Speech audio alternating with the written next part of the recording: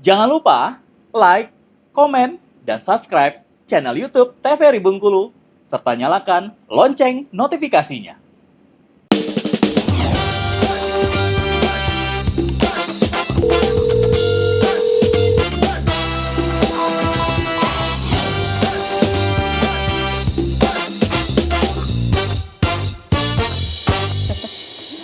Baik, kembali pemirsa di Dokter Kita TVRI Bengkulu untuk hari ini tentunya, dan kita masih membahas satu tema mengenai diabetes meletus. Nah, langsung aja untuk ke slide berikutnya. Masih slide-nya Dokter Eni ya? Masih, tapi sedikit lagi ini. Oke, tadi batas gejala dan juga Batas penyakit gejala, iya betul banget. Nah ini sih secara umum aja lah pokoknya ya. Jadi komplikasi, ini yang terakhir dari slide saya.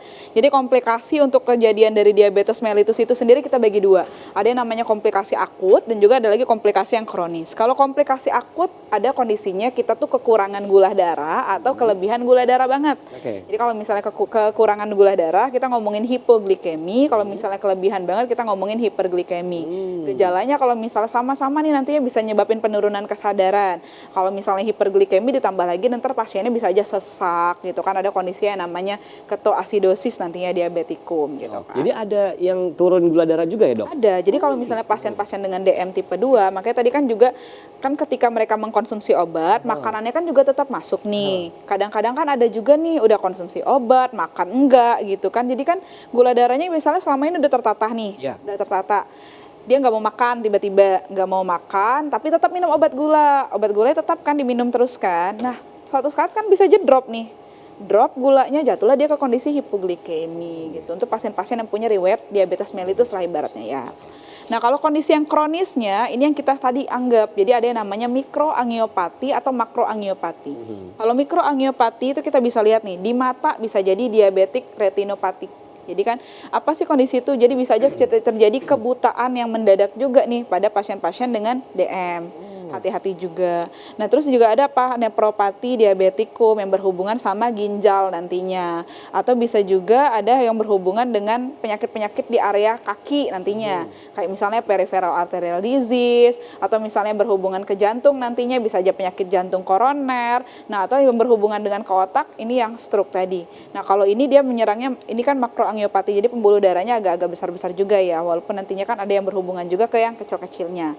Nah kalau di sini yang berhubungan ibaratnya dengan organ-organ yang kecil, mata. Makanya tadi sebenarnya organ targetnya yang harus dia hati-hati sama teman-teman 4 deh, cukup tahu 4 aja.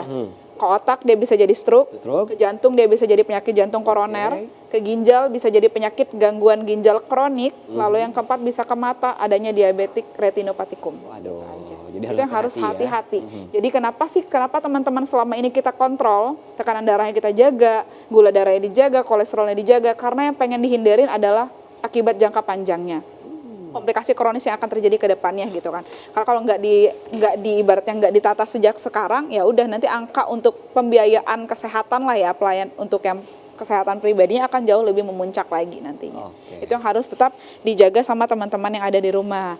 Nah terus kan sekarang tuh banyak istilah lah ya, ibaratnya kalau makin banyak minum obat ntar makin kena nih ginjalnya gitu kan. Justru itu pemahaman yang salah gitu kan. Justru semakin teman-teman nggak minum obat, nggak kontrol penyakit ini, semakin cepat lah ginjalnya rusak gitu. Jadi harus tetap hati-hati. Oke, selanjutnya kita masuk ke slide-nya Dr. Wenti. Oke, baik. Sebelum ke Dr. Wenti nih, ya kan, boleh duduk aja nggak apa-apa, Dok? Boleh. Ya. Nah, ini nih sebelum ke Dr. Wenti nih, ada satu pertanyaan nih. Kan ada fase orang-orang yang kena diabetes mellitus tuh, ada fasenya mereka harus disuntik dengan insulin. Nah, itu fasenya itu yang seperti apa? Bisa dijelaskan tidak? Apakah udah sangat gawat darurat sekali untuk DM-nya atau seperti apa nih, Dok?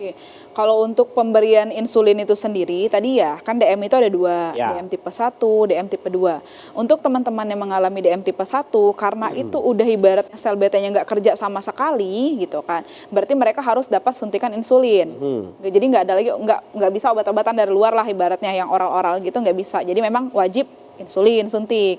Nah, tapi kalau misalnya teman-teman yang mengalami DM tipe 2 gitu kan. Nah, nanti kan DM tipe 2 itu kan pertama kali nih teman-teman datang misalnya dengan keluhan yang tadi trias klasik, terus adanya pengukuran dari kriteria gula darahnya. Oh, udah masuk nih kategori DM. Nah, nanti obat-obat pertama yang diberikan itu enggak langsung insulin gitu kan. Nanti kan kita harus lihat lagi nanti perbandingan dengan fungsi ginjalnya. Fungsi ginjalnya bagus, ada obat-obatan yang sesuai dengan oralnya, kita bakal kan yang dipilih adalah obat-obat oral dulu. Jadi nggak langsung insulin. Ada tahapannya dalam pemberian obat-obatan gitu kan. Jadi obat oral itu ada yang namanya satu obat dulu. Nanti kalau kita pantau lagi dalam 3 bulan, kita lihat nih nanti HbA1c. HbA1c-nya terkontrol sesuai target, obatnya dipertahankan dengan dosis tersebut. Tapi kalau misalnya HbA1c-nya nggak sesuai target gitu kan, nggak sesuai target yang kita harapkan, berarti kita memilih 2 obat atau kita naik dosis obatnya atau ganti dengan obat yang lainnya. Jadi banyak tuh yang pilihannya. Nah nanti kalau misalnya udah pemantauan lagi 3 bulan nggak juga sesuai target dan itu misalnya jauh banget, nah nanti udah baru pertimbangan untuk masuk insulin gitu kan. Jadi banyak tahapannya. Jadi nggak langsung teman-teman kan takut-takutnya gitu ya, nggak mau suntik gitu kan. Nanti kan banyak pertimbangannya. Jadi kan kita tetap sesuai dengan algoritma yang udah diputuskan sama dokter-dokter endokrin ya, sesuai algoritma itu pada pemantauannya. Jadi kalau misalnya cukup dengan obatan oral, fungsi ginjalnya aman juga, nggak ada penyakit lain yang mengganggu, ya cukup. Kan karena pertimbangan dalam pemberian oral itu kita juga harus tahu penyakit apa yang diderita.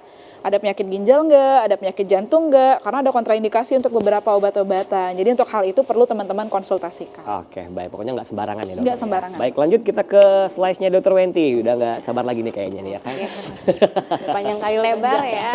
Oke, jadi langsung aja ya. Jadi ini tadi udah disinggung sama dokter ini ya, bahwa untuk penegakan diagnosa nanti dokter akan bertanya tadi ya, adakah gejalanya, trias klasiknya tadi ya, sering kencing, sering lapar, sering haus. Kemudian riwayat keluarganya, apakah ada yang menderita diabetes atau tidak. Kemudian riwayat penyakit lainnya seperti apakah ada hipertensi atau darah tinggi tadi, apakah kolesterolnya tinggi atau penyakit lainnya. Lalu pemeriksaan penunjangnya yang tadi ya udah disinggung ya, ada namanya gula darah sewaktu, TTGO, HbA1c, C-peptid dan lain-lainnya. Jadi kalau untuk pastinya ini yang paling sering nih dilakukan pemeriksaan gula darah sewaktu. Nah, bisa dari plasma vena atau darah kapiler. Kalau yang kapiler ini yang paling sering ya, bisa di puskesmas ataupun di praktek-praktek dokter ya. Itu yang di ujung jari ya, di ujung-ujung jari pakai stick. Nah, dia simpel ya, sekitar 30 detik juga udah keluar hasilnya ya. Ya banyak tuh di dokter-dokter umum juga banyak ya. Benar. Jadi itu selain untuk screening juga bisa untuk pemantauan. Tapi akan lebih baik kalau dilakukan yang HbA1c tadi yang untuk 3 bulan kalau untuk penderita diabetes. Tapi kalau yang mau tahu gitu kan, pengecekan awal ya? Pengecekan awal bisa tuh di screening dulu dengan yang dari jari itu. Kita lihat kalau ternyata hasilnya adalah lebih dari 200, maka dia kategori diabetes. Tapi kalau dia 140 sampai 199 dia masuk kategori prediabetes. Jadi ada namanya prediabetes. Ini yang garis kuning ini harus waspada. Karena dia bisa naik. Ya? Hati-hati benar. Karena dia bisa naik ke diabetes nantinya ya. Jadi prediabetes adalah kondisi di mana kadar gula darah di dalam tubuh seseorang lebih dari normal tapi belum masuk kategori dari diabetes mellitus itu. Nah, berarti kalau nggak dijaga bisa masuk ke diabetes. Nah, dia biasanya prediabetes ini tidak mendapatkan konsumsi obat ya, tapi harus dirubah lifestyle-nya benar-benar dirubah. Oh iya. Nah, untuk normal di bawah 140 ya. Nah, ini yang tadi HbA1c. Jadi fungsinya si HbA1c dia akan mengecek dalam 3 bulan terakhir itu kadar gula kita meningkat atau tidak. Akumulasi dari 3 bulan itu. Jadi kalau dia di atas 6,5% dia masuk kategori diabetes. Jadi kadang beberapa case ketika cek di kapiler, ceknya kan sesekali nih, random aja kan. Nah, oh normal nih, normal. Tapi pas dicek HbA1c ternyata dia tinggi. Bisa kayak gitu ya? Bisa kayak gitu. Kenapa? Apa penyebabnya? Karena kan kita ngeceknya random nih, kapan-kapan aja. Ternyata 2 hari sebelumnya atau 3 hari ternyata tinggi. Kebetulan pas ngecek dia lagi nggak makan atau dia lagi kadar gulanya darah turun. Nah bisa aja. Jadi memang akan lebih baik atau akan lebih pasti kalau punya triasnya tadi dilakukan pengecekan. Nah jadi kalau sudah terdeteksi nih atau sudah dikategorikan diabetes, apa nih yang harus dilakukan dok selanjutnya? Yang harus dilakukan adalah pertama mengikuti edukasi atau penyuluhan tentang diabetes. Di mana aja nih penyuluhannya? Nah, untuk pemirsa TVRI, kalau di komplek perumahannya itu biasanya ada posyandu. Nah, ada posyandu terpadu. Biasanya bisa posyandu lansia ataupun posyandu posbindu ya. Nah, jadi di sana akan ada penyuluhan-penyuluhan tentang DM. Apakah bayar? Gimana caranya? Jadi penyuluhan itu dilakukan gratis. Nah, caranya adalah tanyakan kepada kader posyandu atau kepada ketua RT-nya. ini adalah fasilitas yang diberikan dari puskesmas untuk warga-warga. Biasanya ada hari-hari tertentunya dalam 1 bulan itu 1 kali atau 2 kali biasanya. Oke, baik. Kita Dan akan kadang jeda iklan dulu dokter ya. Oke. Baik pemirsa, kita akan jeda iklan dulu tentunya tetap bersama kami di Dokter TVRI Bengkulu bersama Kita Sehat.